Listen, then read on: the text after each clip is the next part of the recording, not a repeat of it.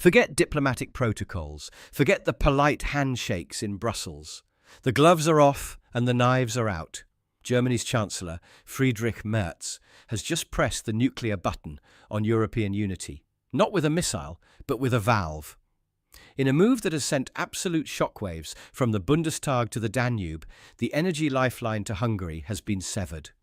No warning, no negotiation, just sudden silence in the pipes. Is this a calculated punishment for Viktor Orbán's years of defiance? Or is this the start of a ruthless economic war within the bloc initiated by Berlin's new leadership? Budapest is screaming betrayal. The rhetoric coming out of the Fidesz headquarters isn't just angry, it is dangerous. They are calling this an act of aggression equivalent to a siege. But why now? What triggered Merz to make such a fatal decision? And crucially, is this truly just about oil and gas, or is it a prelude to a forced regime change operation orchestrated from Berlin? The lights are flickering in Central Europe, the markets are in free fall, and Viktor Orbán, he hasn't just issued a statement, he has reportedly authorized a countermeasure that could drag the entire continent's economy into the abyss. You think you know the energy crisis? You have no idea what has just started behind closed doors. To understand the brutality of this moment, you must look at the data. At exactly 4 a.m. Central European time yesterday, sensors at the Schwedt refinery, critical for distributing oil flows across Central Europe, registered a pressure drop of 100%. This was not a fluctuation. This was a cut-off. Technically, the German Ministry of Economics, now under the iron grip of Friedrich Merz's CDU hardliners, issued a curt press release citing unscheduled maintenance due to integrity anomalies in the Druzhba connector pipelines. Do not believe that for a second. This is the Merz doctrine in action. Unlike his predecessor, Olaf Scholz, who hesitated, Merz has allegedly told his inner circle that the era of financing Europe's internal enemies is over. The target, the MOL group and the forint. The impact was immediate and calculated to inflict maximum pain. Hungary relies on these specific overland flows for over 65% of its crude oil requirements. Within 2 hours of the German cutoff, shares in MOL Group, Hungary's oil and gas giant, plummeted by 14% on the Budapest Stock Exchange. But the damage goes deeper. This morning, the Hungarian forint, HUF, crashed to a historic low against the euro, trading at 430. Panic buying has already started at petrol stations from Győr to Debrecen. We are seeing reports of rationing being drafted by the Hungarian Ministry of Energy. This is an economic strangulation designed to bring a sovereign nation to its knees within 72 hours. The political backdrop.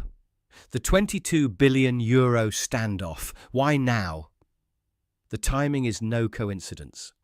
This pipeline shock comes just 3 days after Viktor Orbán threatened to single-handedly veto the EU's new defence procurement pact, a project Friedrich Merz has championed as the cornerstone of German rearmament. Orbán has been holding the EU hostage for years, demanding the release of €22 billion in cohesion funds frozen by Brussels over rule of law concerns. Merz has decided to stop negotiating. By turning off the tap, Germany is sending a message. You don't get the cash, and now you don't get the oil. It is a ruthless application of German hard power that we haven't seen since the darkest days of the Eurozone crisis. Budapest's fury, an act of terrorism. The reaction from the Carmelita monastery, Orbán's office, has been explosive. Foreign Minister Péter Szijjártó held an emergency press conference, appearing visibly shaken. He didn't use diplomatic language. He explicitly called the German move an attack on Hungary's national sovereignty comparable to a terrorist act against critical infrastructure.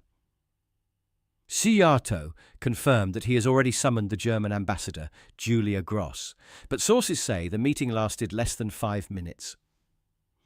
The Hungarian government is now claiming that Berlin is violating the Energy Charter Treaty. They are preparing a lawsuit at the International Court of Justice, but lawyers know that takes years. Hungary has days. The nuclear retaliation intelligence reports suggest Orbán is done playing defence.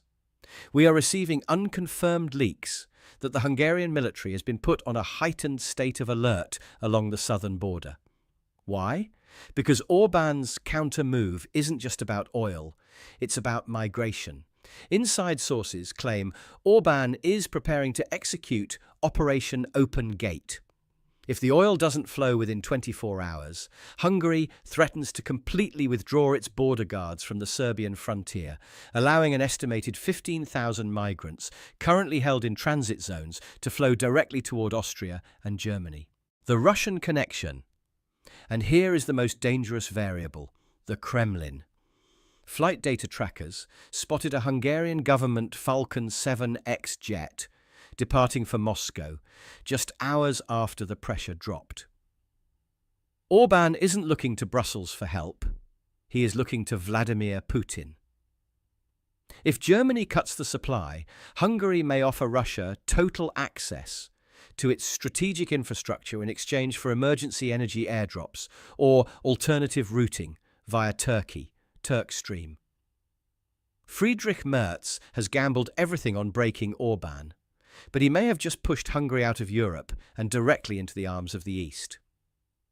The German chancellery thinks this is a checkmate, but looking at the chaos erupting in Budapest, it looks more like they just lit a match in a powder keg. Make no mistake, what happened in the last 24 hours is not just an energy dispute. It is the first shot in a civil war for the soul of Europe. Friedrich Merz has crossed a line that Angela Merkel never dared to touch. By weaponizing energy infrastructure against a fellow EU member state, Germany has shattered the illusion of European solidarity. If Berlin can turn off the lights in Budapest because they disagree with Orbán's politics, who is next? Meloni in Italy, the PIS opposition in Poland. The precedent has been set. Comply with the German chancellery or freeze in the dark. The contagion effect. The markets know this isn't over. Analysts at Deutsche Bank are already whispering about a contagion event. If Hungary defaults on its debts because its industry is paralysed without oil, the ripple effect will tear through Austrian banks and German car manufacturers who have massive factories in Hungary. Audi, Mercedes, BMW. Their supply chains run through Budapest. Merz thinks he is punishing Orbán, but he might be signing the death warrant for the German automotive industry. And what about the migrants? If Orbán executes Operation Open Gate tomorrow morning, we are looking at a repeat of the 2015 crisis, but on steroids. 15,000 people flooding into Austria within hours. Can the fragile coalition in Vienna survive that? Can Merz survive the optics of chaos on his own southern border, chaos that he provoked? The ultimate ultimatum. We are standing on the edge of a geopolitical precipice. On one side, you have Friedrich Merz, the Iron Chancellor, betting that brute economic force can discipline the unruly members of the bloc. He is gambling that Hungary will collapse and beg for mercy before the week is out. On the other side, you have Viktor Orbán, a survivor who has outlasted every European leader for the last decade. He has the migrant option and the Russian option. He is backed into a corner, and a cornered animal is the most dangerous kind. What happens tomorrow? The next 48 hours will decide the fate of the European Union. Will we see Russian tankers docking in the Adriatic to supply Hungary, effectively bringing a NATO country into Putin's full embrace? Will we see the German border overrun, forcing a suspension of the Schengen zone? Or will the EU bureaucracy in Brussels finally intervene to stop Merz before he destroys the very union he claims to lead? This is no longer politics. This is a game of chicken played with the lives of 450 million Europeans. And the scariest part? Neither man looks like he is going to blink.